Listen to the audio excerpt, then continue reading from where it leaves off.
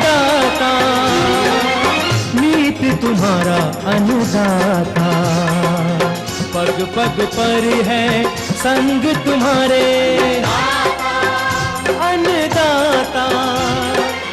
लहू किसानों का बन के पसीना सींचता है धरती का सीना।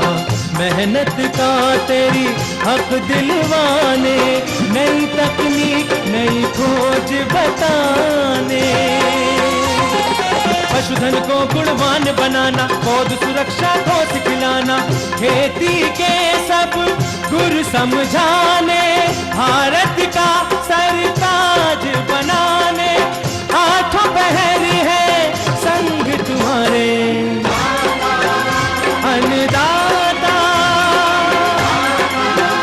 अन्नदाता। नमस्कार, मैं कात्यायनी चतुर्वेदी और आप देख रहे हैं हमारी खास पेशकश अन्नदाता। आप सभी का स्वागत करती हूँ हमारी खास पेशकश में। हर रोज की तरह कार्यक्रम में लेकर आई हूँ खेती बाड़ी से जुड़ी हुई बहुत सारी लाभकारी जानकारियां। तो चलिए सबसे पहले देखते हैं क्या है विशेष आज के कार्यक्रम में आपके लिए। कम लागत में कैसे करें बटन मशरूम का सफल उत्पादन।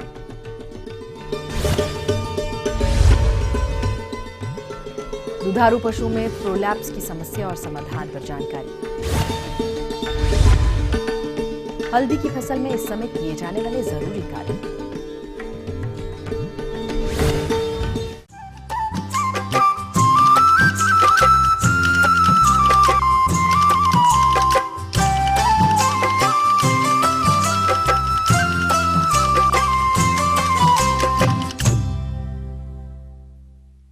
आज के समय में प्रति व्यक्ति खेती योग्य भूमि कम होती जा रही है और ऐसे में किसानों को कम भूमि से अधिक आय कमाने के लिए परंपरागत खेती से हटकर कुछ अलग करने की जरूरत है। तो किसान भाइयों, आपके लिए मशरूम का उत्पादन कम लागत में सबसे अच्छा कार्य है और इस समय बटन मशरूम उत्पादन के लिए उचित समय भी है। और अगर आप बटन मशरूम का उत्पादन करना चाहते हैं तो इस विषय पर तकनीकी जानकारी के लिए चलिए आपको मिलवाते हैं कृषि विश्वविद्यालय पंतनगर के डॉक्टर अरुण कुमार से।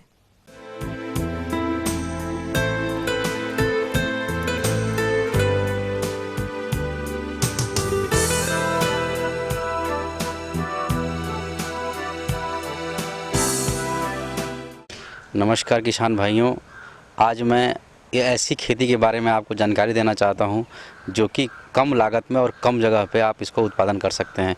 देख रहे हैं दिन पे दिन जो है जनसंख्या बढ़ रही है, हमारी कृषि जोत छोटा होता जा रहा है।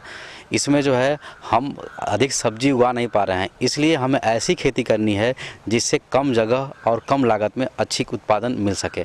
और ऐसी खेती में मशरूम उत्पादन से बेहतर और कोई विकल्प नहीं हो सकता है। मशरूम कई प्रकार के होते हैं जिसे अलग अलग मौसम में उगाया जाता है, जिसे बहुत ही कम लागत में उगाया जा सकता है और यह समय बटन मशरूम उत्पादन के लिए उचित है।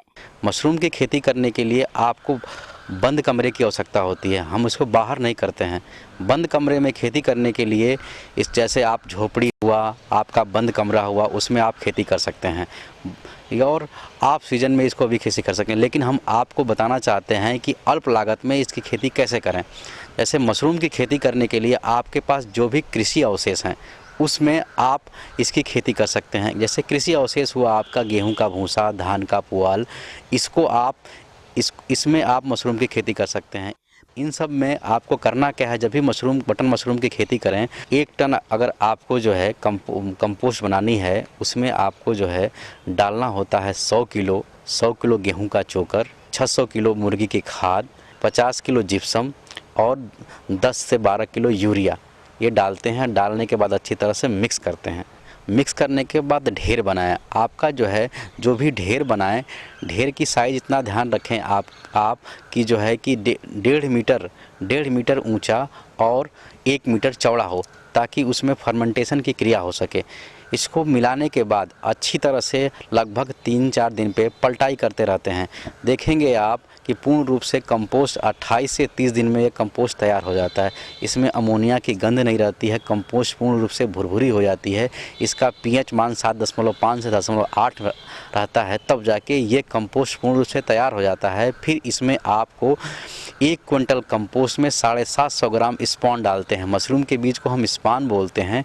स्पान को डालते हैं। डाल डालने के बाद अच्छी तरह से मिलाते हैं। मिलाने के बाद इसको पॉलीथीन की थैलियों में 10 किलो पॉलीथीन की थैलियों में रख देते हैं। रखने के बाद बंद कमरे में, जहां आपने जैसे झोपड़ी बना रखा है या कमरा बना रखा है, उसमें आप अच्छी तरह से उसको रख देते हैं। रखने के बाद 10 या 12 दिन के बाद देखेंगे उसमें मशरूम का फफूंद जो है फैल जाता है। जब फैल जाए पूर्ण रूप से मकड़ी की जाले की तरह हो जाए तो उसमें हम केसीन सॉइल डालते हैं। केसीन सॉइल एक आवरण मृदा होती है जिसमें 3 भाग सड़ी हुई गोबर की खाद और 1 भाग बागीचे की मिट्टी को मिक्स करके फार्मेलिन से 70 से 72 घंटे तक ट्रीट करके उपचार करके उसमें रखते हैं। रखने के बाद उसको निकालते हैं। फिर जब आपका फफूंदी फैल जाती है तब केसीन 1.5 से 2 इंच तक डालते हैं कि 1 दिन के बाद उस पर आप स्प्रेयर मशीन से साफ पानी का स्प्रे करते रहते हैं ताकि हमारी केसीन भीगी रहे, बाकी हमारा केसीन कंपोस्ट न भीगे। देखेंगे केसीन के 10 या 12 दिन के बाद उसमें मशरूम के थोड़े थोड़े पिन हेड्स दिखेंगे और उसके 4 या 5 दिन के बाद मशरूम निकलना शुरू हो जाता है। लगभग 20 से 25 ग्राम का अगर मशरूम हो जाए उसको हम घुमा के ऐंठ के तोड़ लेते हैं। यह ध्यान देते हैं कि मशरूम को खुलने से पहले तोड़ते हैं, क्योंकि अगर खुलने से पहले आप नहीं तोड़ेंगे तो उसका मार्केट में रेट नहीं मिलेगा। ये ध्यान देने की ज़रूरत है। आप देखे होंगे कि मशरूम वर्ष भर भी बाज़ार में मिलता है, लेकिन ये जो है मशरूम आप सीज़न में करें। सीज़न में करने से आपकी लागत कम आएगी, क्योंकि आपको कंट्रोल यूनिट में आपको अलग से बिजली का खर्च, एसी का खर्च नहीं लगाना है। इसलिए आप सीज़न में मशरूम करें, कम लागत के लिए में बहुत ही अच्छा है। जैसे अगर मान लीजिए अगर आपके पास कमरे नहीं हैं तो आप झोपड़ी बनाइए। झोपड़ी बनाने के लिए अगर 15 गुणे 30 का जो है अगर आपको झोपड़ी बनानी है तो लगभग जो है आपको इतना ध्यान रखना है कि उसमें 3 से 4 रैक्स बनाइए। रैक की लंबाई जो है आप 15 गुणे 30 में रैक की लंबाई मान के चलिए आपका जो है 8 से 10 फीट आपकी लंबाई रहेगी और चौड़ाई जो है लगभग 4 फीट रहेगी और ऊंचाई 2.5 फीट। इसके अनुसार आप रैक्स 3 से 4 रैक्स बना दीजिए ताकि जो है आराम से जो है मशरूम तोड़ सकें, स्प्रे कर सकें पानी का और हार्वेस्ट कर सकें। देखिए अगर आप 15 गुणे 30 की अगर झोपड़ी बनाते हैं तो गांव के हिसाब से मैक्सिमम आपकी जो लागत आएगी वो 30 से 35 हज़ार आएगी, इससे अधिक नहीं आएगी। तो ये थी कुछ उपयोगी जानकारियां। यहाँ पर एक छोटे से ब्रेक के लिए रुकेंगे, जल्द लौटेंगे। कार्यक्रम में आगे है महत्वपूर्ण जानकारियां, बने रहिए हमारे साथ। दुधारू पशु में प्रोलैप्स की समस्या और समाधान पर जानकारी।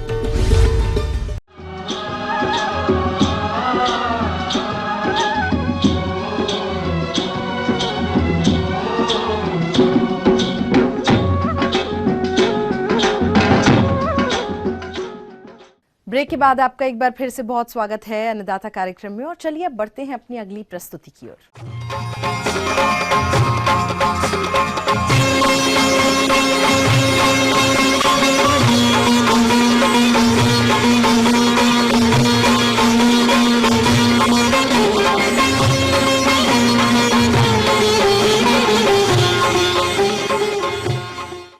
दुधारू पशुओं में कई बार ऐसी समस्याएं आती हैं जिससे पशुपालकों को बहुत परेशानी उठानी पड़ती है। यहाँ हम आज चर्चा करना चाहेंगे पशुओं में आने वाली समस्या प्रोलैप्सी की। पशुपालक भाइयों, ये समस्या किन कारणों से आती है और इस समस्या के समाधान के लिए कौन कौन से उपाय अपनाने की जरूरत है, इस विषय पर जानकारी दे रहे हैं कृषि विश्वविद्यालय मोदीपुरम मेरठ के डॉक्टर विकास जायसवाल।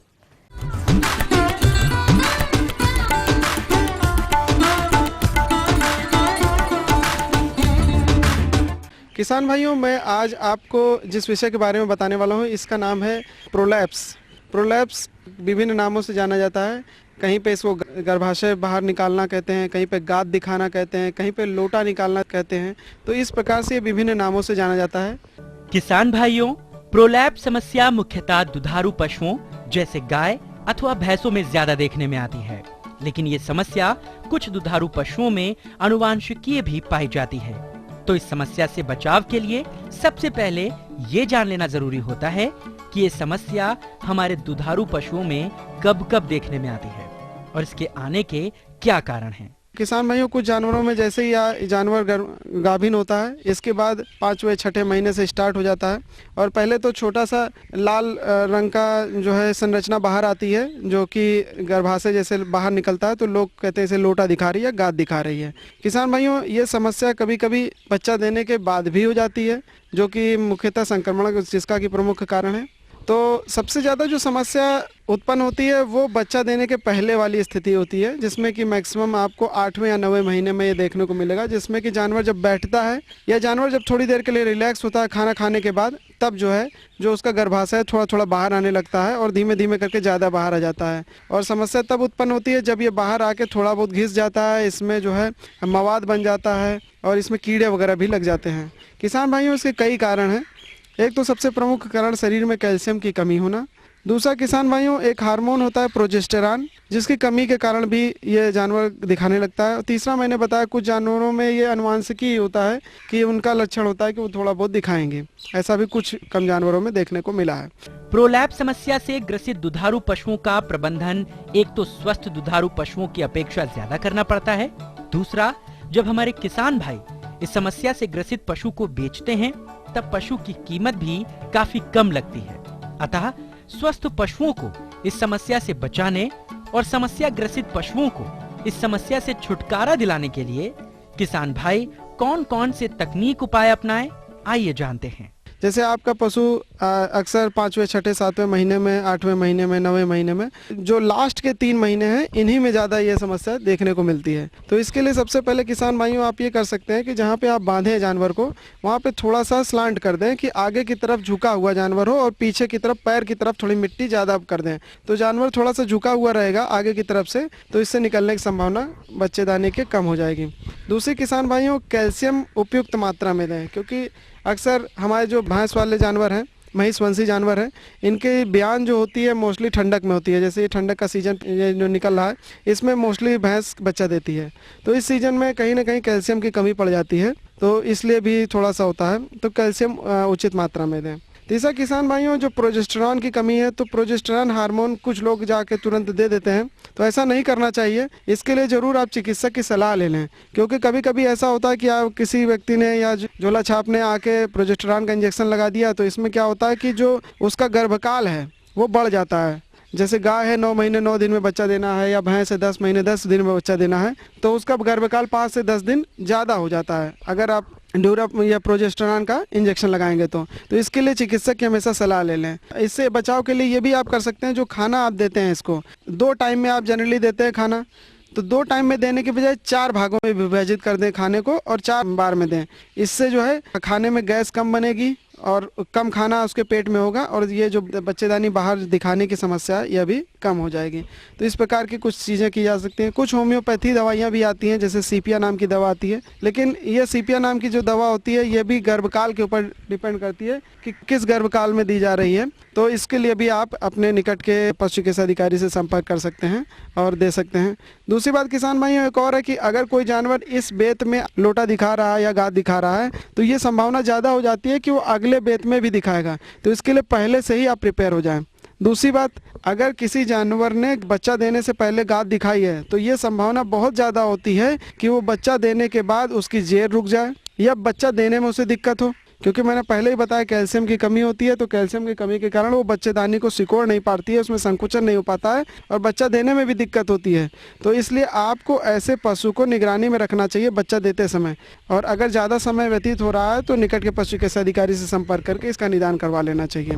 ये तो किसान भाइयों हो गई जो कि बच्चा देने से पहले गाद निकलने वाली समस्या है।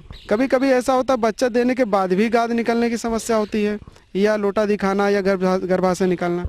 तो इसका क्या कारण है? इसका सबसे प्रमुख कारण है कि उसके बच्चेदानी में कोई संक्रमण हो गया है, क्योंकि कभी कभी ऐसा होता है कि निकट के लोग आके बच्चे को खींच के निकालते हैं या जेर को निकालते हैं, तो गंदे हाथों से निकालते हैं, या बच्चेदानी में किसी अन्य प्रकार से संक्रमण पहुंच जाता है।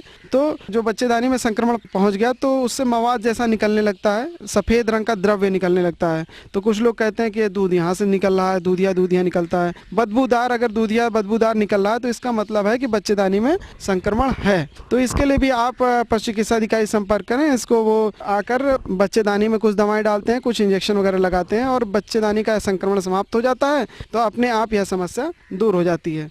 तो इस प्रकार से जो गाद दिखाने वाली समस्या या बच्चेदानी निकलने वाली समस्या जो कि पहले होती है और बाद में होती है, इसका आप अगर ध्यान रखेंगे तो इसका निदान हो सकता है। आगे और भी कुछ रोचक जानकारियां हैं आपके लिए, लेकिन यहाँ एक छोटे से ब्रेक के लिए रुकेंगे, जल्द होते हैं हाजिर। हल्दी की फसल में इस समय किए जाने वाले जरूरी कार्य।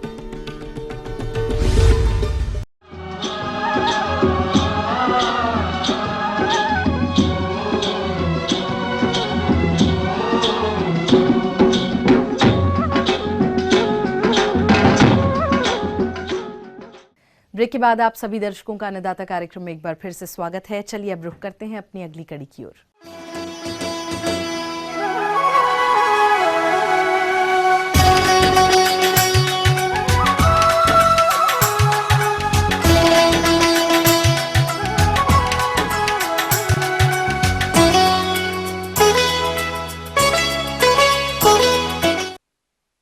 हमारे जो भी किसान हल्दी की खेती कर रहे हैं, उनकी फसल में अभी कंदों की बढ़वार चल रही है और इस अवस्था पर फसल में सिंचाई का उचित प्रबंधन तो करना ही है, साथ ही फसल को हानि पहुंचाने वाले कीट रोगों से भी बचाना है, तभी फसल से अधिक उपज मिल पाएगी। तो इस समय हल्दी की फसल में कौन कौन से जरूरी कार्यों को करना है, आइए जानते हैं जवाहरलाल नेहरू कृषि विश्वविद्यालय जबलपुर मध्य प्रदेश के डॉक्टर विजय अग्रवाल से। किसान भाइयों, आज मैं आपको हल्दी की फसल में सामयिक देखभाल के विषय में जानकारी दूंगा। किसान भाइयों, जैसा कि हम सभी जानते हैं कि भारत के कई प्रांतों में इस समय हल्दी की फसल लगी हुई है और हल्दी की फसल जो होती है एक लंबी अवधि की फसल होती है। लगभग 250 से लेकर 250 दिन इसकी पूरी अवधि रहती है और इस समय जो फसल हमारे खेत में लगी हुई है वो 6 से 6.5 महीने की फसल इस समय हो चुकी है। तो इस समय इसमें जो प्रकंद बनने का या राइजोम्स बनने का इसमें समय चल रहा है, तो इस समय कुछ बातों का आपको ध्यान रखना है। हल्दी की फसल में इस समय बहुत प्रकार के खरपतवार भी उगाते हैं, जो कि फसल के साथ हवा, पानी, प्रकाश एवं पोषक तत्वों के लिए प्रतिस्पर्धा करते हैं। साथ ही साथ विभिन्न प्रकार के कीट व रोगों को भी आमंत्रित करते हैं। इसलिए फसल को खरपतवारों से मुक्त रखना चाहिए। सबसे पहले हमको जो ध्यान रखना है वो है कि इसमें जो खेत है उसमें खरपतवार मुक्त रखना बहुत ही आवश्यक है, क्योंकि खरपतवार मुक्त खेत रहेगा तो इसमें क्या होगा कि जो कंद बन रहे हैं वो अच्छे बनेंगे। साथ ही साथ जो खरपतवार मुक्त खेत होने से बहुत सारे जो रस चूसक कीट होते हैं उनसे पौधों को सुरक्षा मिल जाती है, साथ ही साथ बीमारियों से भी पौधों को सुरक्षा मिलती है।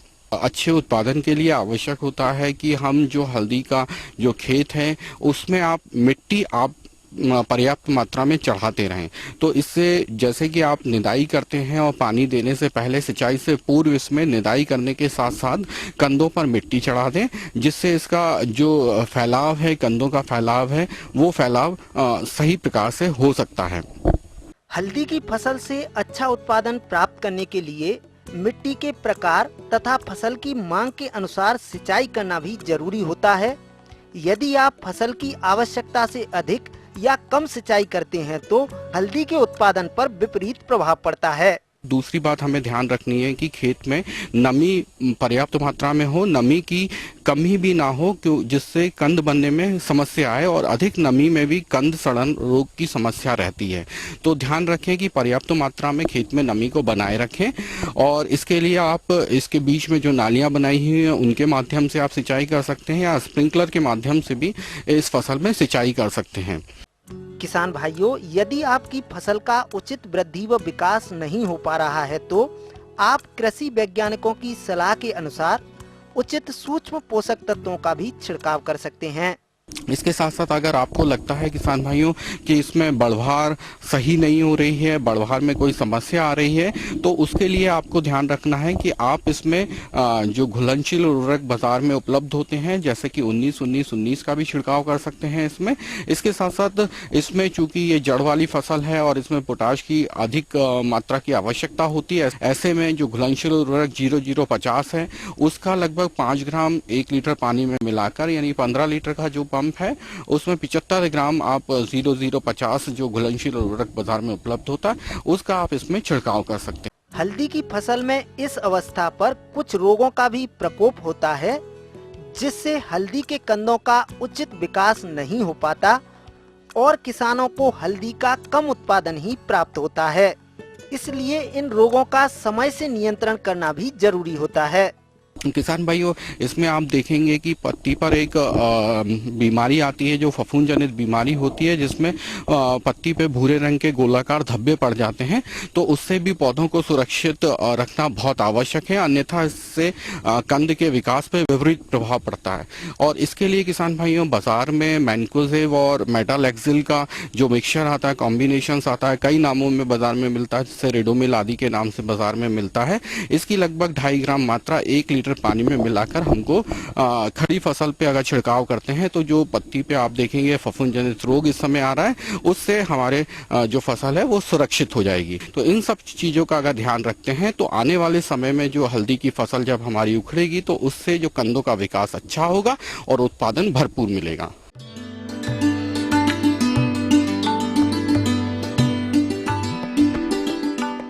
अन्नदाता हेल्पलाइन निशुल्क फोन संपर्क सेवा के माध्यम से आपके द्वारा पूछी गई समस्याओं में से 1 या 2 महत्वपूर्ण समस्याओं को हम अपने कार्यक्रम में जरूर शामिल करते हैं और इसी के तहत आज की चयनित समस्या और उसका जवाब इस प्रकार है। निःशुल्क अन्नदाता हेल्पलाइन में आज हमने जिस प्रश्न को शामिल किया है उसे पूछा है। मीरगंज बरेली के शीतलाल वर्मा ने आप टमाटर में लगने वाले कीट और बीमारियों के नियंत्रण पर जानकारी चाहते हैं। तो शीतलाल जी, इसके लिए देखिए कार्यक्रम का यह अंश। आज मैं आपको टमाटर की फसल पर समसामयिक रोग व कीट के प्रबंधन के संबंध में जानकारी दूंगा। जैसा कि किसान भाइयों आप जानते हैं कि टमाटर सब्जी में एक प्रमुख फसल है जिसका उपयोग कई तरह से किया जा सकता है और इसकी खेती हमारे प्रदेश के लगभग सभी क्षेत्रों या जनपद में होती है और इस समय ये फल और फूल की अवस्था में है, परंतु इस समय तापक्रम बहुत कम है और इस तरह के मौसम में जैसा कि देखने को मिल रहा है कि टमाटर में विभिन्न तरह के रोग व कीड़ों का प्रकोप ज़्यादा हो रहा है और इन प्रकोपों में से सबसे प्रमुख बीमारी है लीफ कर्ल, जो कि एक मोज़ेक वायरस के कारण से बीमारी होती है, जिसके कारण से पत्तियां छोटी रहती हैं, पौधे छोटे रहते हैं, पत्तियां टेढ़ी मेढ़ी हो जाती हैं और कर्लिंग हो जाती हैं, पत्तियां मुड़ जाती हैं और इस तरह की जब परिस्थिति हो जाती है तो पौधा अपना विकास नहीं कर पाता है और वहाँ पर फूल कम आते हैं। यदि फूल आते भी हैं तो उनमें फल नहीं आते और कहीं कहीं फल अगर आ भी गए तो फल बहुत छोटे हो जाते हैं और कुरूप होते हैं, वो उनका बहुत अच्छा फल का रंग रूप नहीं होता है, जिसके कारण से किसान भाइयों को अच्छा उत्पादन नहीं मिल पाता। इस तरह की बीमारी को यदि रोकना है तो सबसे पहले ज़रूरी है कि हम बीज जो लेते हैं वो बीज हमारा रोगरोधी पौधों का प्रमाणित बीज होना चाहिए, विश्वसनीय जगह से लेना चाहिए और साथ ही स्वस्थ बीज नर्सरी में जब उगाएं तो वहाँ पर ये ध्यान रखें कि नर्सरी में जाली नेट जो लो टनल पॉली हाउस है उस पर उगाना चाहिए, जिसके कारण से ये विषाणु रोग एक जगह से दूसरी जगह ना आ करके आपकी नर्सरी को प्रभावित ना किए हों। कुल मिलाकर जो हम रोपाई करें वो शुद्ध या स्वस्थ नर्सरी के पौधों को लेकर के ही रोपाई करें। दूसरा उपाय ये है कि खड़ी फसल में रोगी पौधे दिखते ही उखाड़ करके नष्ट कर देना चाहिए या किसी गड्ढे में दबा देना चाहिए। तीसरा उपाय ये है कि चूंकि यह बीमारी एक कीड़े के द्वारा एक जगह से दूसरे जगह, जैसे थ्रिप्स है, व्हाइट फ्लाई है, इनके कारण से एक जगह से दूसरी जगह जाती है बीमारी, तो उस तरह के कीड़ों को रोकने के लिए हम कीटनाशक दवाई का उपयोग करें। और कीटनाशक दवाइयों में से एक है रोगार जो रासायनिक दवा है, दूसरी मेटासिस्टाक्स ये भी रासायनिक दवा है और तीसरी एक नीम तेल भी है जो कि जैविक दवा है। यदि नीम तेल 0.3% वाली 2 मिलीलीटर 1 लीटर पानी में घोल बना लें अथवा रोगार की 1 मिलीलीटर 1 लीटर पानी में घोल बना लें या मेटासिस्टाक्स की 1 मिलीलीटर दवा 1 लीटर पानी में घोल बनाकर छिड़काव करें तो जो रोग को फैलाने वाले कीट हैं वो नष्ट हो जाएंगे और हमारी फसल में बीमारी एक जगह से दूसरी जगह नहीं फैलेगी। दूसरी जो समस्या आती है अल्टरनेरिया झुलसा, झुलसा एक बीमारी होती है जो कि अल्टरनेरिया सोलेनाई नामक फफूंदी कारण से ये बीमारी फैलती है और इस बीमारी के कारण से पत्तियों में गोल गोल धब्बे, छल्लेदार या रिंगदार धब्बे भूरे रंग के बनते हैं जो कत्थई या भूरे रंग के होते हैं और बाद में वो बढ़ते रहते हैं और बढ़ करके जहाँ जब ज़्यादा प्रकोप हो जाता है उन पत्तियों में छेद कर देते हैं जहाँ पर ज़्यादा रोग हो जाता है। इस तरह से पत्तियों में या तने में और फलों में जहाँ से फल का जुड़ाव पेड़ के डंठल से होता है वहाँ पर रोग पहुँच करके एक धब्बेदार बन करके और सड़ा देता है फल को भी। तो इस तरीके से फलों में झुलसा के कारण से भी बीमारी आती है और ये झुलसा के कारण से उत्पादन प्रभावित होता है। झुलसा के नियंत्रण के लिए जो कारगर दवाइयाँ हैं, एक तो है मैंकोजेब जो डाइथेनियम 45 या इंडोफिलियम 45 के नाम से आती है। इनकी 2-2.5 ग्राम मात्रा 1 लीटर पानी में घोल बनाकर छिड़काव करें, अथवा सिक्सर जो कि मैंकोजेब और कार्बेंडाजिम का मिश्रण होता है। इसी तरह की एक दवा दूसरी आती है साफ, वो भी कार्बेंडाजिम और मैंकोजेब का मिश्रण होता है। इनकी भी 2-2.5 ग्राम मात्रा 1 लीटर पानी में घोल बनाकर छिड़काव करें तो इस तरह की बीमारी से बचाव हो जाता है और आवश्यकता पड़ने पर 10-15 दिन में दोहरा देना चाहिए। जो तीसरी जो समस्या आती है फल वेधक की आती है। एक सूंडी होती है जो कि फलों में छेद करके और फल को जो नुकसान करती है, अंदर अंदर फल को खा लेती है, जिसके कारण से अंदर फल खराब हो जाता है। और इस तरह के अगर कीड़ों से बचाव करना है, कीट की रोकथाम करना है तो एक कीटनाशक दवा आती है जैसे मिथोमाइल 50% SP की 2 ग्राम मात्रा 1 लीटर पानी में घोल बनाकर छिड़काव करें, अथवा दूसरी जो दवा है नीम तेल है 0.3% नीम तेल की 1 या 2 ml 1 लीटर पानी में घोल बनाकर छिड़काव कर दें। तीसरी जो दवा है स्पाइनोसाइड है, इसकी 0.8 ml मात्रा 1 लीटर पानी में घोल बनाकर छिड़काव कर दें तो इस कीड़े से आपकी फसल बच जाएगी और आपको अच्छा लाभ कमा सकते हैं।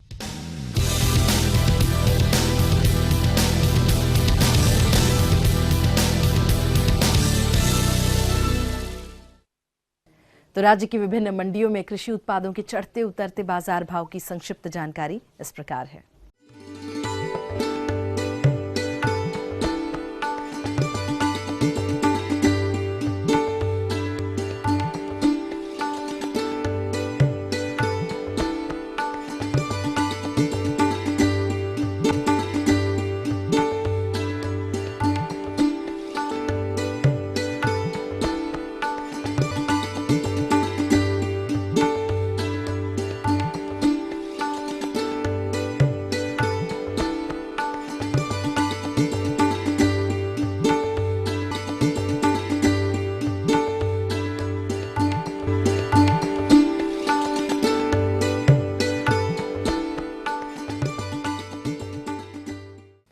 हम ये उम्मीद करते हैं कि आज का कार्यक्रम आप सभी दर्शकों के लिए बेहद उपयोगी रहा होगा। किसान भाई और अन्नदाता आपकी सेवा के लिए संकल्परत है और कृषि संबंधित समस्या और सुझावों के लिए आप हमें इस पते पर संपर्क भी कर सकते हैं। तो चलिए हमारा पता नोट करिए। प्रोड्यूसर अन्नदाता ETV Uttar Pradesh Uttarakhand, Ramoji film city Hyderabad 501512 और हमारा ईमेल एड्रेस भी लिख लीजिए annadaata.up@etv.co.in। और इसके अतिरिक्त आप हमें निःशुल्क हेल्पलाइन नंबर 180010845999 पर सोमवार से शनिवार सुबह 10 बजे से शाम 4 बजे के बीच में संपर्क भी कर सकते हैं। तो चलिए अब देखते हैं कल दिखाए जाने वाले कार्यक्रम की मुख्य झलकियां। ब्रोकली से अधिक लाभ के लिए रोपाई के बाद फसल में जरूरी कार्य। पॉली हाउस में झरबेरा की खेती करके अच्छी आय कमा रहे एक किसान की सफल कहानी। फिलहाल अन्नदाता की पूरी टीम को दीजिए इजाजत। कल फिर इसी समय आपसे होगी मुलाकात कृषि संबंधित कुछ और रोचक महत्वपूर्ण जानकारियों के साथ। तब तक के लिए नमस्कार।